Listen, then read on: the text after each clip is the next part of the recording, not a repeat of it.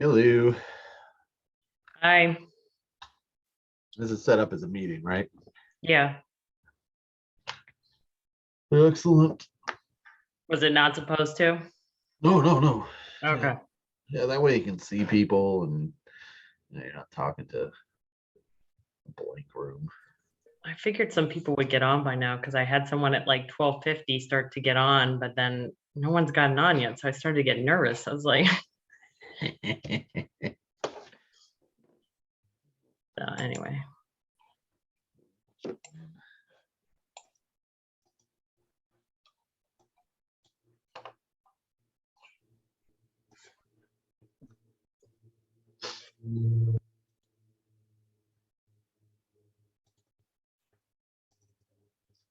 It's funny, it was almost a year ago to the day that we had Blumenauer on. I was like updating the slides. It was like 3/17/21. I noticed that, yeah.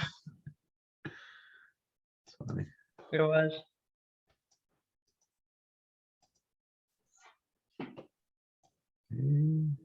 Hey, Grant. Hi, Casey and David. How's it going? Doing well. How are you? All right. Busy. Appreciate all your help so far. See if we can Yeah. make something happen. I know we were not usually, the most economical option of those that you might find. But yeah, I know you've done events and conferences on our campuses before, and hopefully Yeah. will be another opportunity. It would be nice. Yep. I know Rob would love it. I would love it. Hi, Grant. Hi, Rob. How are you? Doing all right. How about yourself? Good.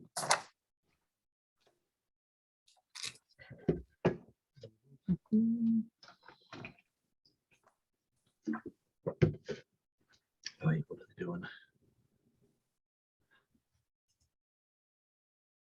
Looks like they pulled the jackhammer out in the street on the side of the building. That'll be fun. Glad I'm not in the office today. Yeah.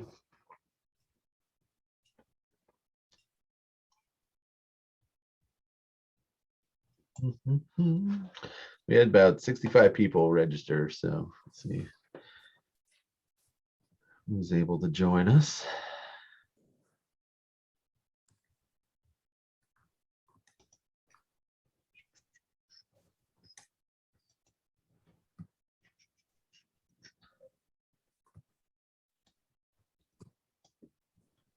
Hey, Veronica. Good morning.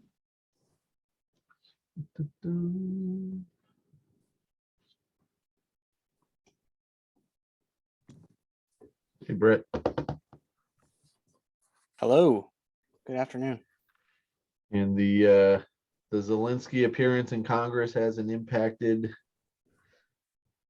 the congressman's schedule at all. Have not heard that it has. Hopefully that was early enough to not cause too much.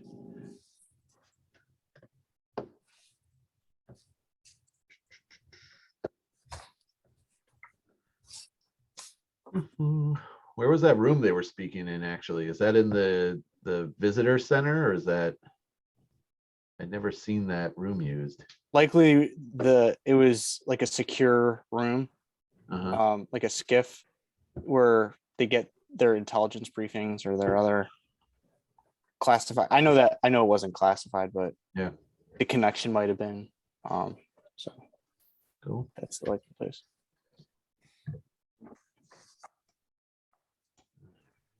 We're just at the top of the hour here. We'll wait for folks to join in and give people another minute or two before we kick things off. Thank you all for joining today's call.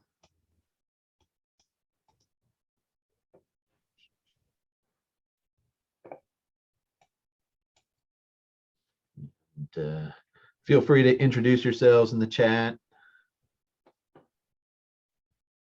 It's always good to get a sense of where everyone's from.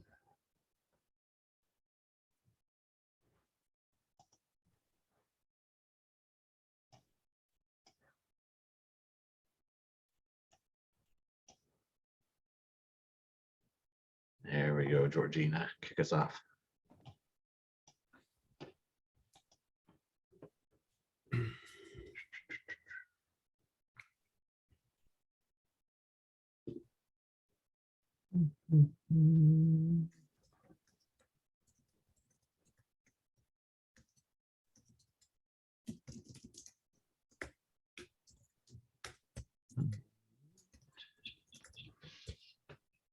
And the congressman is going to be joining us at about a quarter after. Is that what they had said? Brett? I believe that's the case.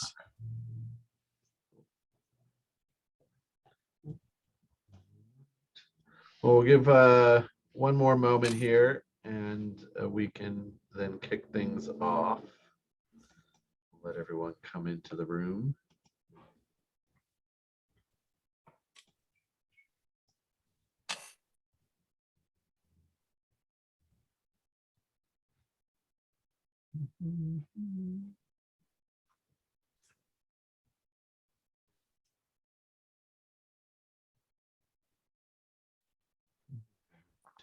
Well, we'll go ahead and get started. And want to thank everyone for joining us today for our briefing from a member of Congress, Congressman Raja Krishnamoorthi out of Illinois.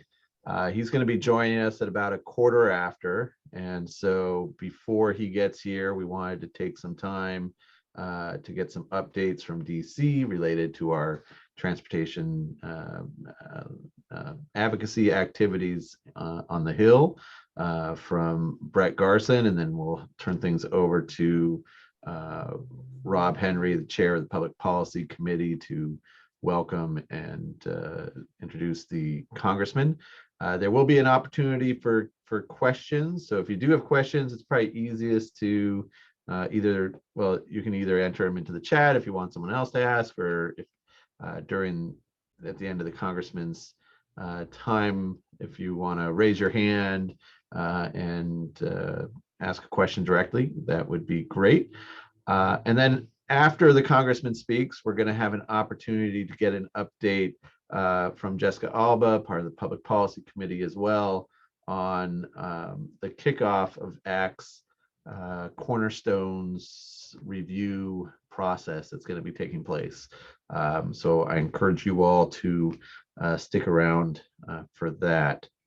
So Brett, I will turn things over to you to provide an update on ACT's federal advocacy activities, what's happening on the Hill. There's a lot going on, and feel free, if folks have questions, to shoot away at Brett as well.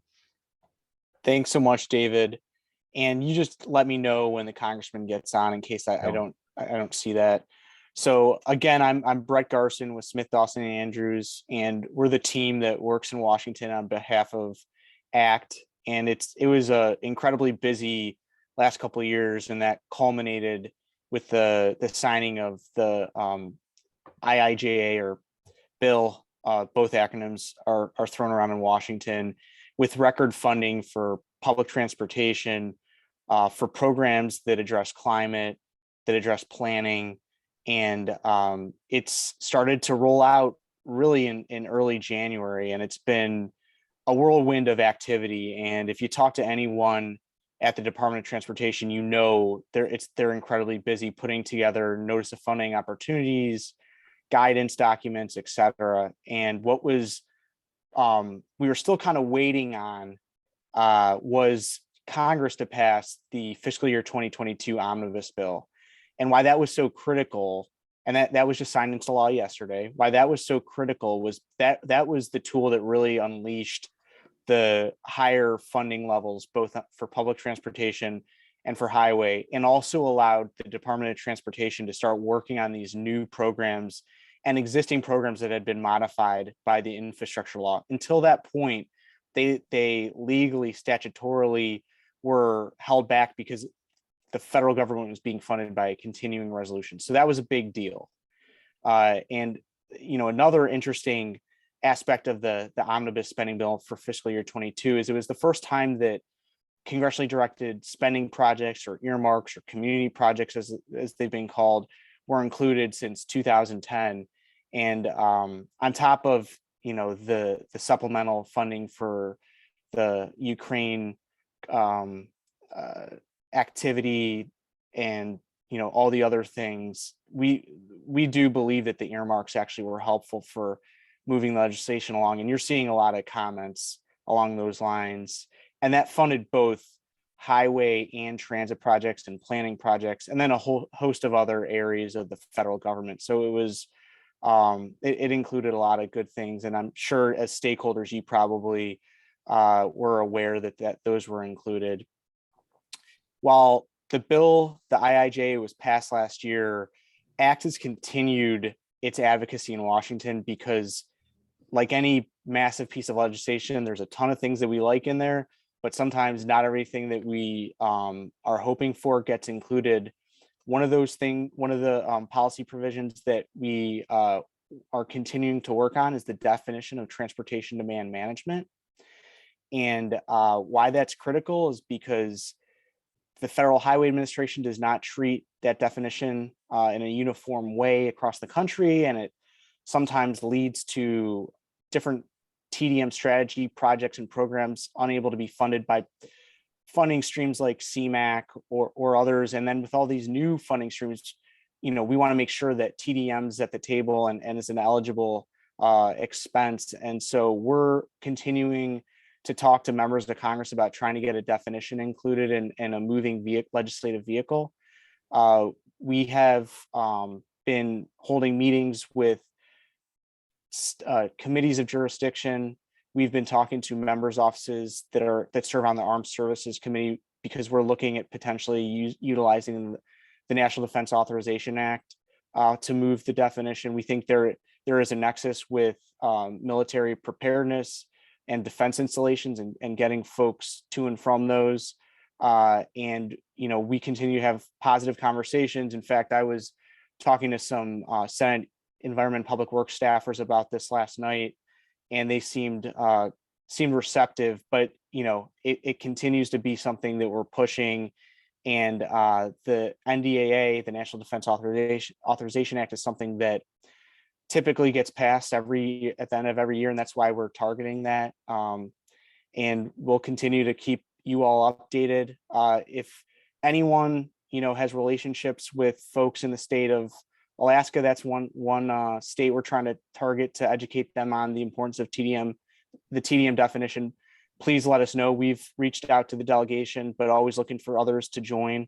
If you have any interest in trying to learn more about this advocacy opportunity, please follow up directly with me or with David or Rob or Veronica, who've all worked well on this and been a part of this advocacy. And it appears the congressman has just joined, so I can continue my remarks following his comments and questions. So thanks so much, David. Yeah. Oh, thank you, Brett. It does look like the congressman has joined us, I believe. I'm guessing Raja on the name is the congressman.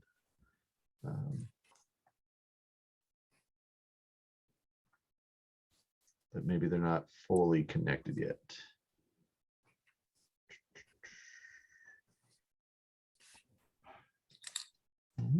They may have logged in, but he's not. Okay. He's not on yet. Is my guess. Okay.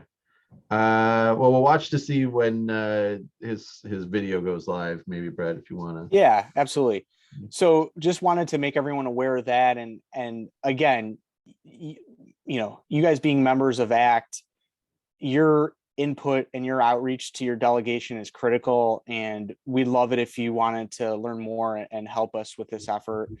The other thing that we'll continue to monitor and we're hopeful we'll get moving is the reconciliation bill that includes some tax benefits and incentives and is tied into climate change mitigation.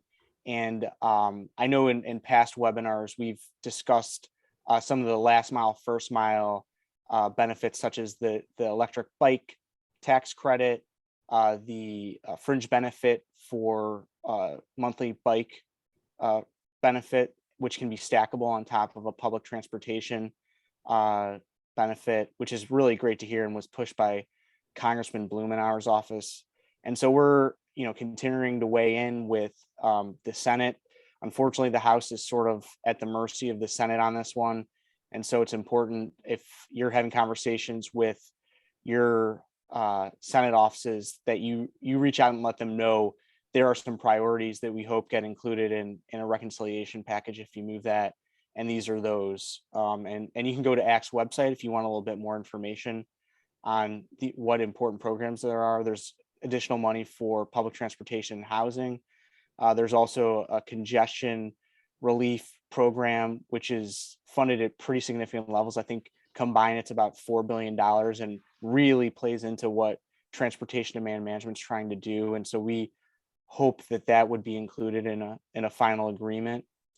The other thing that they're continuing to work on, starting, even though they just signed the fiscal year 22 omnibus into law, is the fiscal year 23 spending bills. They're going to start right up with that. they're already in the process, many offices are already in the process of requesting programmatic report language requests. They'll probably open it up again to community projects or directed spending in the next few weeks. Some offices that in fact have already started taking those requests. So, if that's of interest, you should reach out to your congressional delegation to get more information. And, that's going to take us through most of the year. There's, some legislation tied into, it is massive legislation into increasing our semiconductor industry in the United States, along with some other manufacturing benefits and programs related to global competition issues that both the House and Senate have passed their own versions of that. And so they'll be conferencing it. And that is has wide bipartisan support, as well as support from the White House, and looks to be in a good place to be passed this first 6 months of the year, the first half of the year. And so that'll take us into the end of the year. And certainly everyone is aware that we have elections every 2 years. And so it's going to be that season at the end of the year. In the meantime, though, we'll continue to update, ACT will continue to update folks on all of these infrastructure law program funding opportunities and new programs. And so please stay on top of it. And please let ACT know if you have questions about any of that. You can find a lot of resources tied to that on the website, on the webpage. And, as we've had conversations with the Department of Transportation, they just continue to roll out that those notice of funding opportunities. And really, in my mind, you're just going to have to figure out which ones you're going to prioritize, because there's so many that you could potentially go after. And the good news also is that this isn't just 1 year of funding. This is 5 years of funding, and that 5 years of funding at high levels and 5 years of funding of a lot of new programs that really fit nicely with the goals and priorities of ACT. So with that, I can open it up to questions or turn it over to the congressman. I don't know if he's able to start comments, but happy to answer any questions.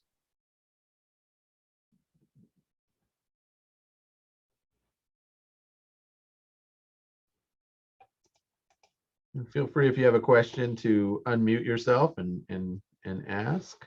And now we just want to try. It does look like there's a couple folks from the congressman's office who are on the call that are muted. If we can just get a sense of when you all may be ready, we can.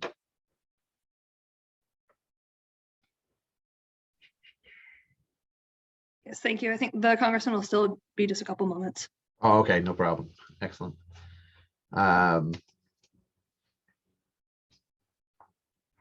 One thing I want to remind folks of, and Brett went through it all, there's a lot of funding out there. And I want to remind folks that ACT did put together a fact sheet on the IIJA and the Bill Act, kind of laying out and identifying some of the key funding programs that we saw as perhaps most beneficial to TDM programs and agencies across the country to support increased investments in transportation demand management strategies and programs within their communities. Some of these have not yet had funding notices come out for them, but others have, and want to encourage folks to take a look at those programs, be asking internally within your agencies, how they may be able to go after some of these funding opportunities that are there, and to as well be talking with other ACT members about these opportunities. There are plenty where coordination with between public-private sector is something that's important, and to use other ACT members to help strengthen those proposals would be fabulous. I see the congressman is on with us. I wanted to turn things over to Rob Henry, chair of ACT's Public Policy Committee, to introduce Congressman with us today. Thank you, David, and welcome everyone. Thank you, Congressman, for joining us today. Do a quick little read of a bio. Congressman Raja Krishnamoorthi represents the 8th District of Illinois, which includes Chicago's west and northwest suburbs. The Congressman is a member of the House Permanent Select Committee on Intelligence, the Select Subcommittee on the Coronavirus Crisis, the Committee on Oversight and Reform, and Chairman of the Subcommittee on Economic and Consumer Policy. He's also the founder and chairman of both the Bipartisan Congressional Caucus and the Youth Vaping Epidemic and the Bipartisan Solar Caucus. So we're very excited to have the Congressman join us today on a very busy day. I know you were watching President Zelensky today and all the terrible things going on in Ukraine. So thank you for taking this time and this busy time to speak to us. Thank you so much, Rob. Can you hear me? Yes. Okay, great. Well, it's great to be with you. I see my good friend Jim Smith, who had made the introduction, and thank you for arranging for this opportunity to address the ACT Coalition. I want to say a special thank you to Rob, as well as David, the Executive Director, and all of you for joining today and taking precious time out of your busy schedules. I'll try to be very brief. I like to say it's an honor to be here. It's an honor to be someplace they can pronounce your name right. And it's a true story. When I first ran for office in Illinois, I said, "Hi, my name is Raja Krishnamoorthi." And the person looked right back at me in Chicago, said, "Roger Christian Murphy. Very nice to meet you." And then he said, "I didn't know the Irish made it to India." And so in any case, it's great to be with you. Like I said, I'd rather keep my remarks on the briefer side because I think all of you probably have some important thoughts, comments, questions that I'd like to hear as well. Well, look, I think that you're all aware of the bipartisan infrastructure bill, also known as the IIJA. I call it IJA, kind of like Raja. And, IJA is revolutionary around here in Washington, D.C., where, as you know, infrastructure bills and legislation and laws have been discussed for decades, but few have actually come to pass. So this achievement was pretty special. And because of the omnibus legislation, which unlocked a lot of this infrastructure spending, you are quickly going to see a lot of RFPs issued by different departments within the Biden administration. And you're going to see a lot of activity very quickly. In fact, I say to a lot of my friends who are in the infrastructure space, whether they're in engineering or whether in construction or whether they are planners, you're going to have more work than you know what to do with. And probably the issue for you is going to be where do you get the people to do the work? And so I know a lot of the people that are listening in or zooming in today are in those different professions, but I also know there are universities, there are departments of transportation heads who are here and officials. And so I think everybody has an interest in making sure that this law gets implemented properly, smoothly, fairly, and expeditiously. And so thank you for inviting me to share a couple thoughts with you. I guess maybe I'll just give you a little bit of an overview of what I see to be incredibly important for purposes of your organization, commuter transportation. As you know, I have one of the longest commutes in America. I commute roughly, I think 700 miles every week. Now, I happen to belong to one of the biggest frequent flyer clubs in America, namely the US Congress. But my commuting is certainly, it gives me a window into what a lot of you have to deal with and what you're interested in. Here are a couple elements of the package that you probably have already discussed, but there's $39 billion in new funding for public transit to modernize transit, to improve accessibility, especially for the elderly and disabled, clear the backlog of public transit repairs finally, and then to build new transit and to replace transit vehicles with clean, zero emission vehicles. I think that's a huge kind of step in the right direction to modernize public transit. And as you know, right now, public transit is, it doesn't have the same ridership that it had pre-pandemic. We're not back to pre-pandemic levels, but I feel that if we invest in public transit and do what it takes to make it more convenient, that we'll start to attract the ridership back even as the pandemic recedes. The bill, of course, includes $110 billion for roads, bridges, and major projects. And I think this is going to be exciting because, quite frankly, the congestion in certain places is so high that, I think people's commutes are unbearably long.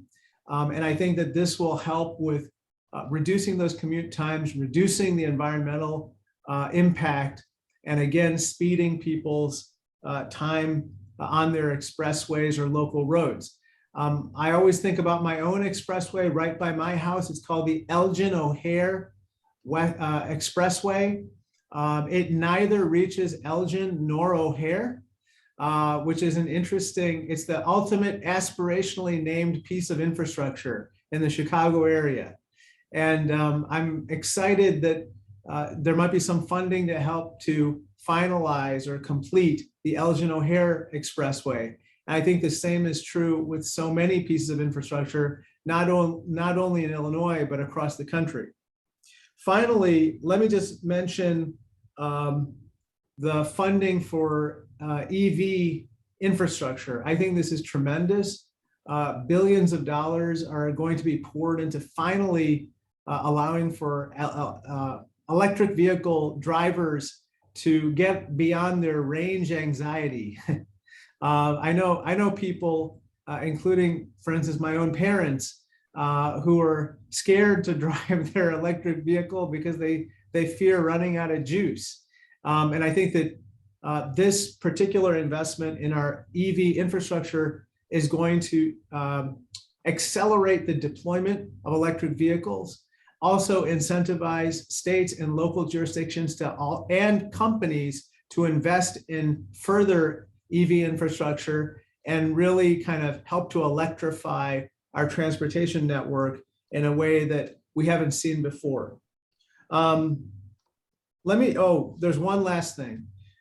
We have a couple grant programs within the infrastructure bill, a carbon reduction program, as well as the SMART grant program, which I think all of you should take a look at, especially the SMART grant program, which will be used to support projects to reduce transportation congestion delays. And again, I think that that's a new one. And I think that folks will be very interested in taking advantage of that too.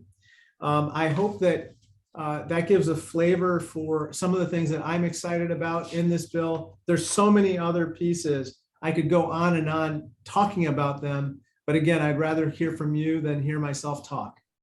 So maybe I'll turn it back to you, Rob, in case there's anybody who wants to ask me a question or make a compliment. Well, we're very, very happy that you're here, and thank you for the update. And I guess if you can put questions, anyone has any questions in the chat, and I'll have that open and try to monitor those. But I will ask you, Congressman, your congressional district's in one of the largest urbanized areas in the United States, and just curious, what do you often hear from your constituents about the challenges as it relates to transportation and mobility? I think the biggest frustration is with the congestion on the expressways, the area roads and expressways, as well as frustration with Metra, which is our public transit system, as you know.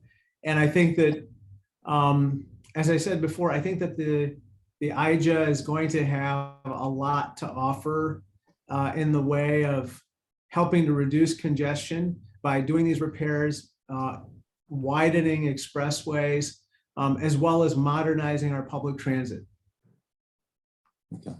Yeah, I would agree. And how has the pandemic impacted, commuting and work habits in your region? And are you starting to see those, that evolving as we hopefully are moving through past the pandemic? it's starting to increase, as you know, metro ridership, even L train ridership, public transit ridership decreased dramatically as the pandemic began. It has started to recover, although it's not at pre-pandemic levels. I think we're going to have a class of people who work from home remotely. And I think there's going to be just a lot of people who have flexible work schedules where they work from home maybe a couple of days a week and then they go into work the other days. And so in light of that, I think that perhaps congestion might ease a little bit. Perhaps ridership might be a little bit lower than it was before. But on the other hand, my hope is that by investing in these particular types of transportation, it might make them more convenient. And as a consequence, perhaps more people will take advantage of that too. And of course, our businesses will always benefit from that because, they will be shipping goods to market, and that, I think investing in infrastructure helps to make them more efficient, more productive long-term. Okay, great. Thank you. Veronica, so you have your hand. Thank you. Good morning, Congressman. Thank you so much for being here. This is a treat to have you here. Something we've struggled with in our industry is something you mentioned in your remarks, that when there is a highway project, such as an expansion or something like that, there's a ribbon cutting, there is a groundbreaking, there's all sorts of events to let you know what's happening in the community. Something we struggle with, and is the other hand of any of those projects are, generally we're adding capacity in other ways, such as adding buses, bike lanes, things like that, other points of access for alternative modes of transportation.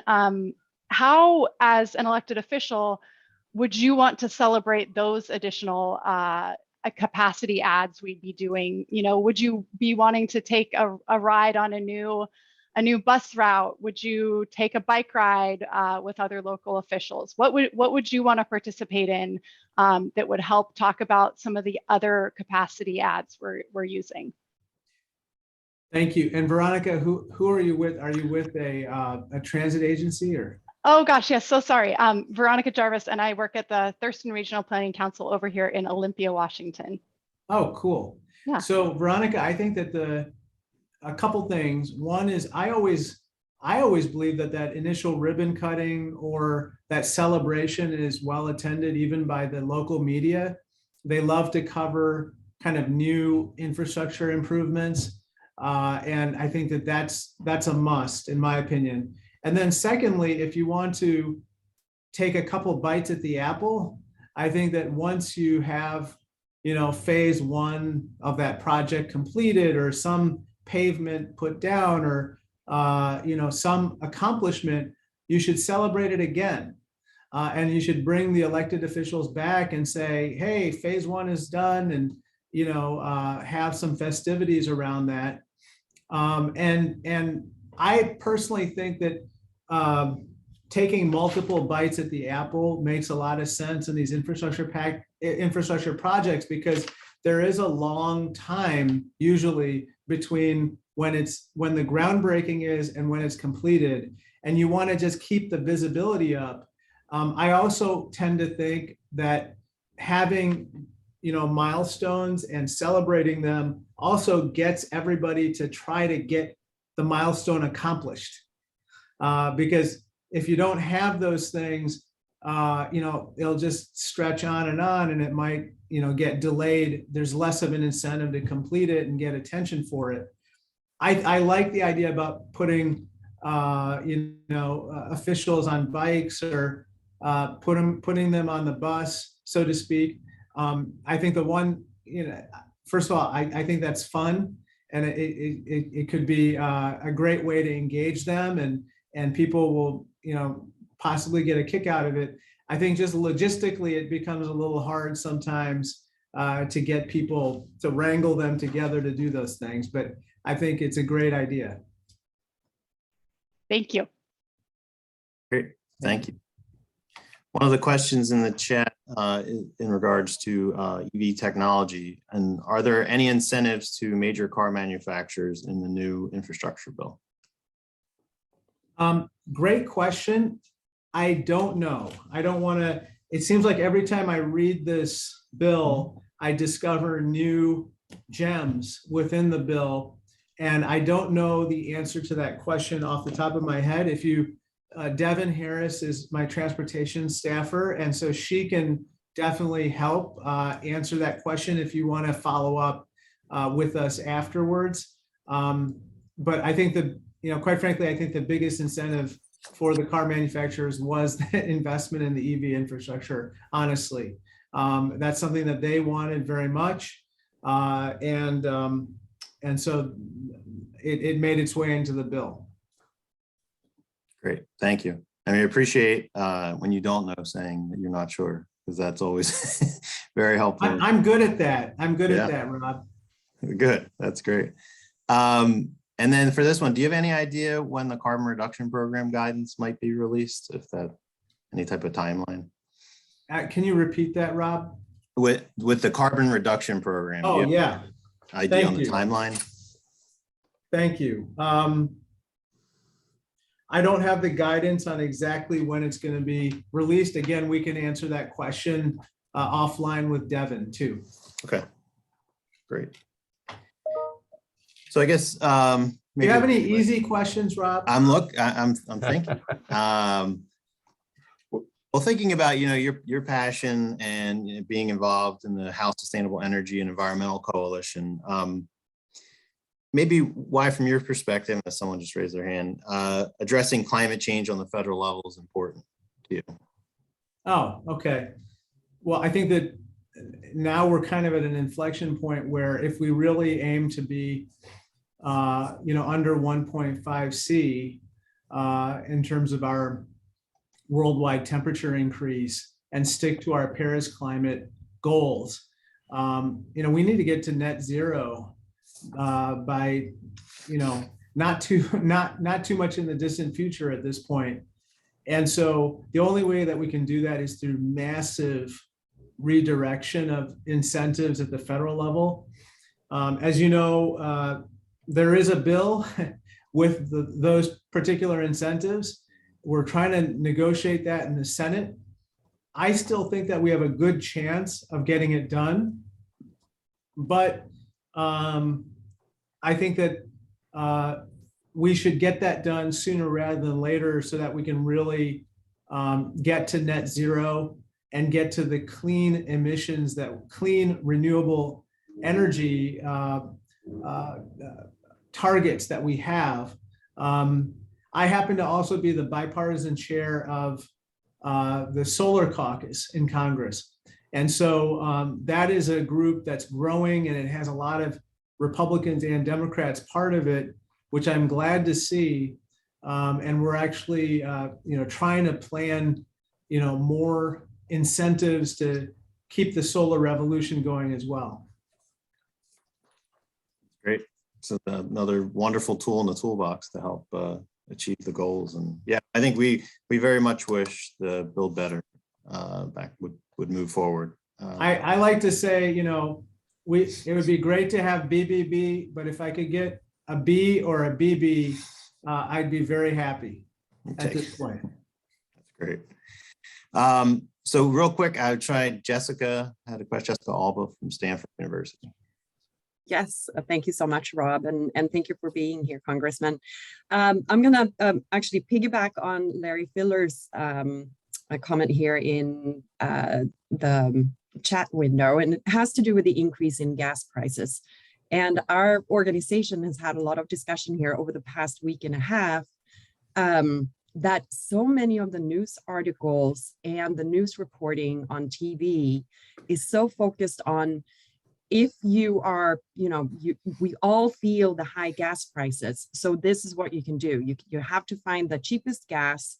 You have to empty your car, and you might want to join a rewards program that rewards you for filling up your car. And for us, it's much more, we would love to see the conversation also be, if you can, switch to transit or ride share the cost of your ride in a carpool or a van pool. Try to bike, walk, and possibly even skip the trip if you can. And so we don't see that discussion. This is what we try to do, right? It doesn't only apply to commute trips, it applies to all of our trips. And so many people can do that. Not everyone can replace a car trip with another mode, but so many trips could be made by another mode if they were encouraged to do so. We also see some of the transit agencies doing exactly this.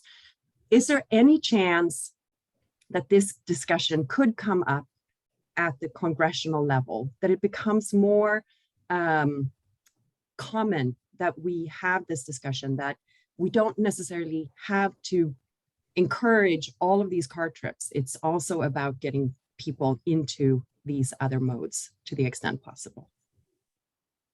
Well, I think that you're, by the way, which organization are you with, Jessica? I'm with Stanford University, focusing on transportation policy, but on the organizational side, not the Got it. I've heard of side. that university. Yes. Yes. Beautiful campus. Yes. Well, first of all, thank you, Jessica, for that question. I think that certainly, I think individuals are probably considering a lot of those options on their own right now, especially people who can work remotely, maybe are choosing to do so a little more at this point. I think the challenge, without getting into, too much politics or process, is that, a lot of people don't have those options necessarily. And so when an elected official or somebody says what you mentioned, it could be interpreted as being callous to the circumstances that different people find themselves in right now. It's a little bit of a shock to the system right now to see, gas costing $5 or $6. And, if you're an essential worker, a frontline worker, and you just have to get to your shift, you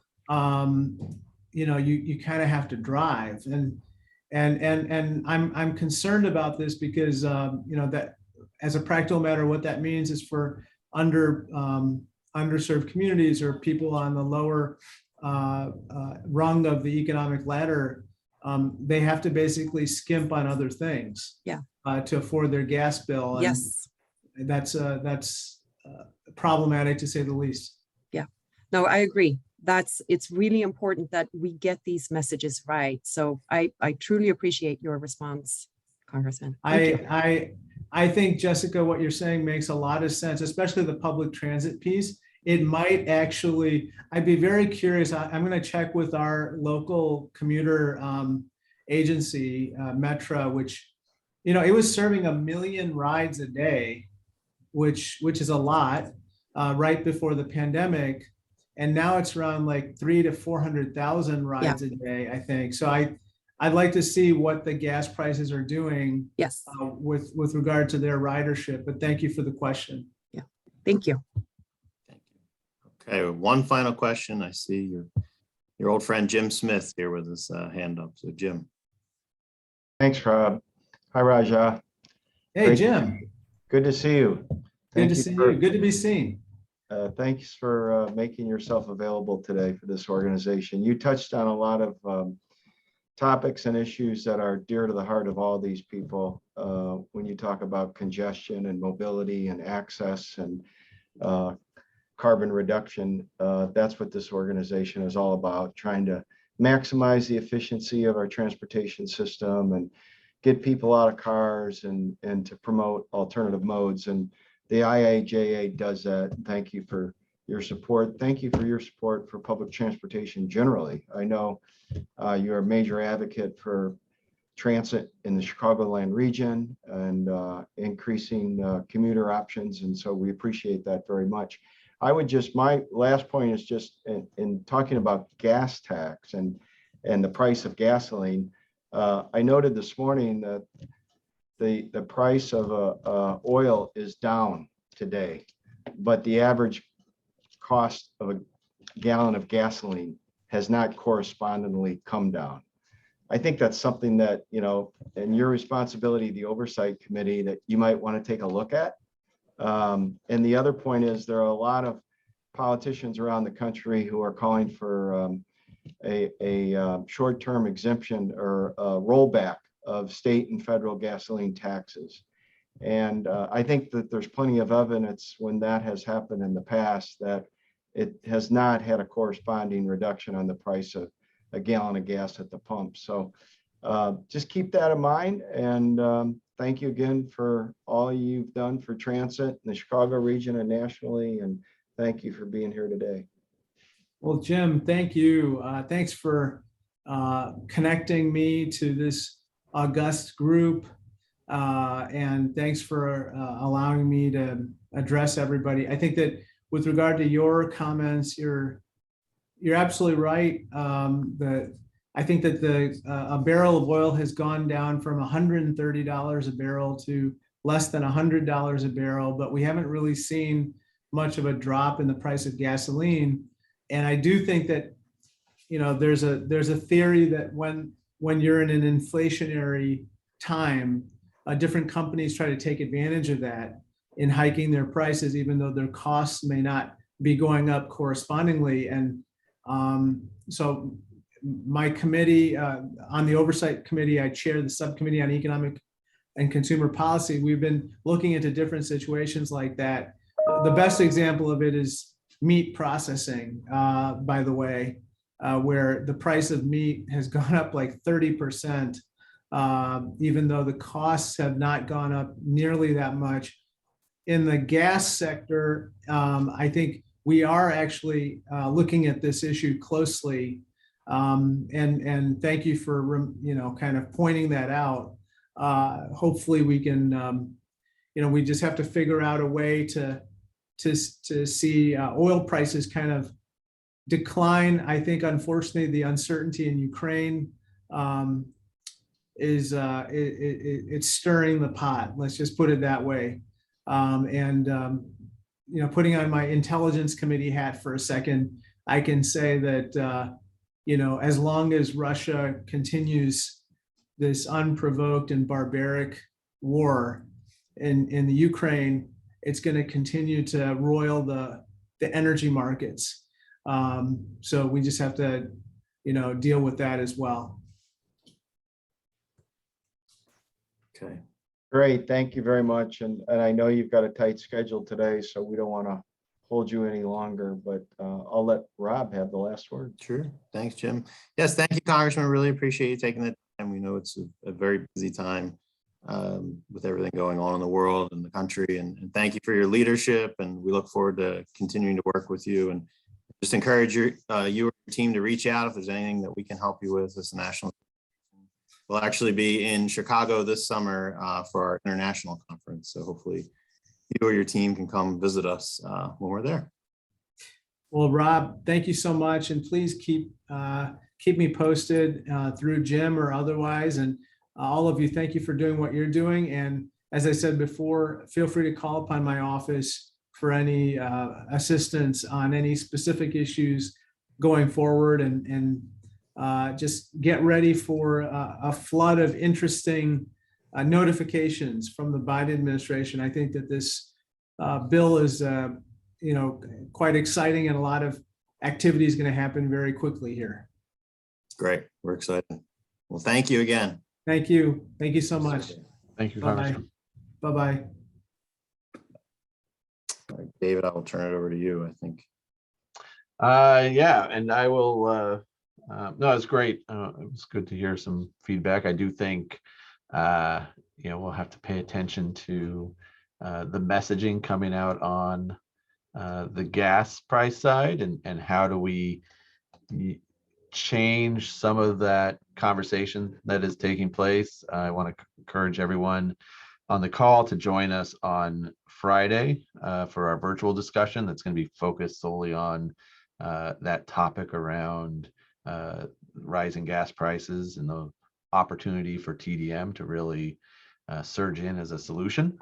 So hopefully folks will participate in that conversation. I think we're going to turn it over to Jessica She must have slipped to the second page on me here. To start talking about the updating of ACT's policy cornerstones, which is essentially the platform for the organization. And before I steal any thunder, I will turn things over to Jessica. Is she still with us? Yes, can you see me? Yeah. Oh, there you are. You're on like my last screen. Yeah, it's my computer crashed, so I'm on my phone. Alrighty. The Zoom crashed and I can't get it to restart, so I'm gonna restart it. But luckily Casey has my slides and has them up on the screen, so I'm gonna run through this pretty quickly. Can everyone hear me okay? Yep. Okay, great. So as David said, this is Jessica Alba with Stanford. And this item is about the public policy cornerstones. And so, Casey, if you can move on to the next slide. And unfortunately, I'm going to see if I can get on because I did want to send the links, or David, if you could send the links or put in the chat just the link to the policy cornerstones. Okay. And anyone, you can also just Google ACT policy or just ACT cornerstones and you'll get it in front of you. So what we're hoping to do is to update this document that was produced in 2016. Over the past couple of years, there have been a few minor updates, but nothing major. And we all know that there have been major changes in our transportation system and how we view and deal with transportation now after the pandemic. So the existing version has 4 cornerstones about commuters, that we're focusing on people. The second one is about innovation and how we encourage investments in new technology, practices, and business models. The third one is about collaboration and that we need to integrate and leverage all involved entities. And the fourth one is about the performance of our transportation system, so placing value on delivering the best solutions and maximizing the efficiency of our transportation system. And the question is, how much do we want to update this? And so that's a task by the Public Policy Committee that we will be working over the next 6 months. And I'm trying to restart my laptop here as we're speaking. Because I do want to share a couple of other slides, I hope. So if we advance to the next slide. We all know that a lot has happened since 2016. Up in the right-hand corner of this slide, you'll see that we're pretty much generating as much VMT now as we did prior to the pandemic. And we don't see a reduction in this. Unfortunately. And then we had the pandemic where we saw both transit service cuts and cuts to other transportation and sustainable transportation and TDM budgets. We did have and still do get some funding for our transit agencies and our public agencies. Campuses and those who have charged for parking in order to pay for TDM and sustainable transportation projects have seen a loss in parking revenue, which is impacting what we can do. And this is impacting Stanford, for instance. We also have a much more better understanding of our essential workforce travel and the hybrid workplace, which is still developing, and we're still figuring out whether, what the percentage is, and depending on region, et cetera. The awareness around systemic racism has increased significantly, at least in our industry and across the transportation and plan or urban development and urban planning space. But unfortunately, the pandemic has also brought a jump in speeding and crashes and vulnerable road user fatalities. On the second part here, we also have the DE&I committee has been added to our wonderful organization.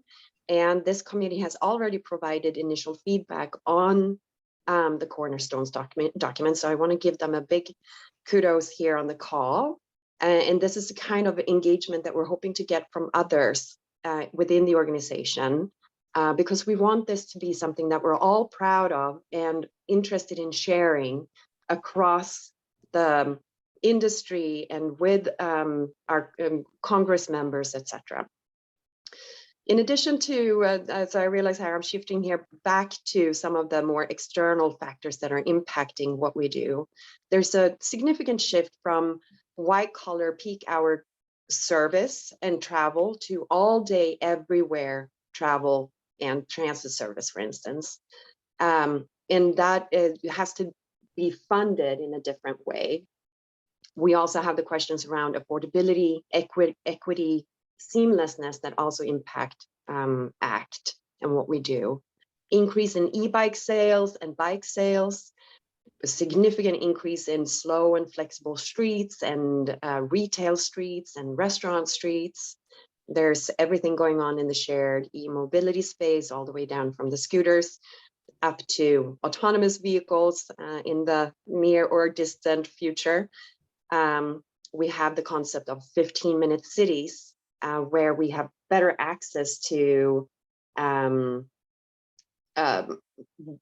things that we need within our 15-minute radius around where we live. And then we have the big focus on EVs, and which is fantastic in itself, but it's not enough, because we also need to focus on changing how we build and move and all of that. And then we now have inflation, war, increasing gas prices, etc.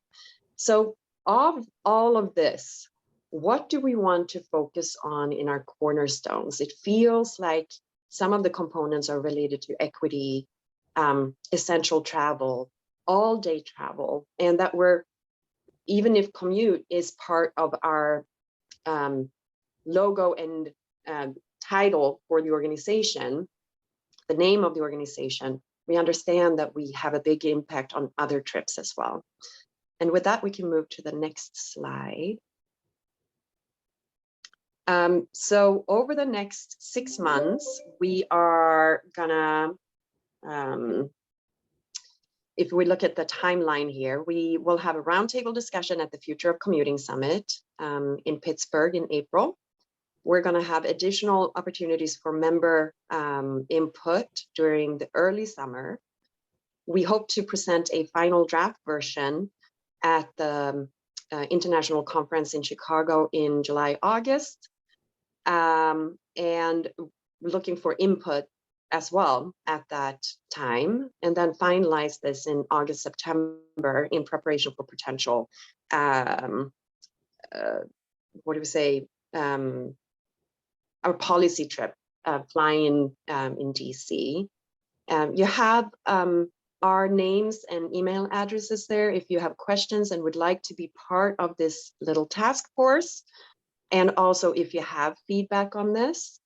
And if we move on to the next slide, I know we're running up on, we have 4 minutes remaining, and I wanted to see if there are any questions at this time. We also have a very, very basic, easy retro whiteboard exercise, or where you can provide your feedback on the 4 cornerstones that we present today, what we're missing, and other, and right, so now I don't have the, oh, actually I do, I can post this, hold on, let me just see if I can get into the Zoom. But you can either use the QR code, let me just see if I can get it to work this time. But in the meantime, do you have any questions at this time?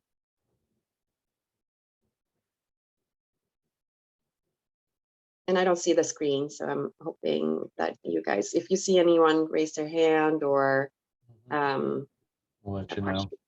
Yeah.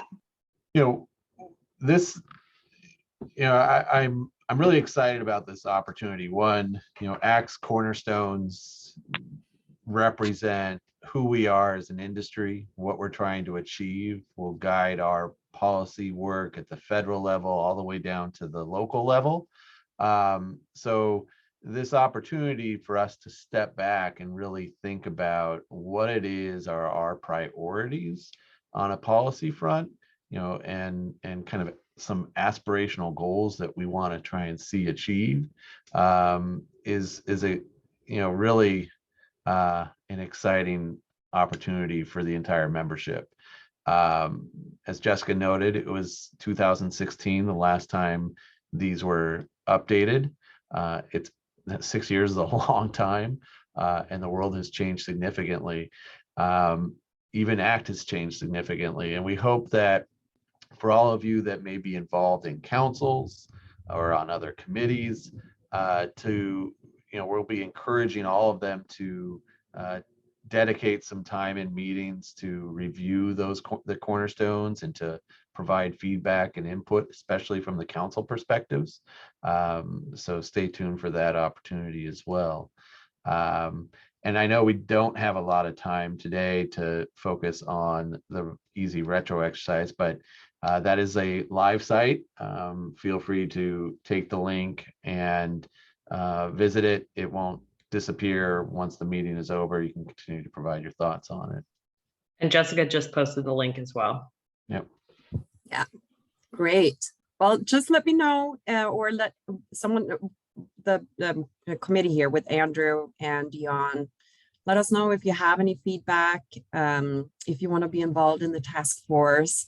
We want this to be a member-driven initiative so that we all feel confident when we share this document outside of our organization. Great. Excellent. Well, I think we're at the top of the hour here. So I want to thank you all for joining the call today. It's always wonderful when we have a chance to speak directly with a member of Congress. I want to thank Brett and Jim from SDA for pulling that together for us. And again, encourage you all to take this opportunity to provide your feedback, your thoughts on the directions that we should be moving as an organization and as an industry. This is your organization. We're just here to caretake it and steer it and move it in the direction that you all want us to go. So take us up on that. Anyways, I will let you all go, and I encourage you to register for the Future Commuting Summit and the International Conference this summer in Chicago. Thank you all.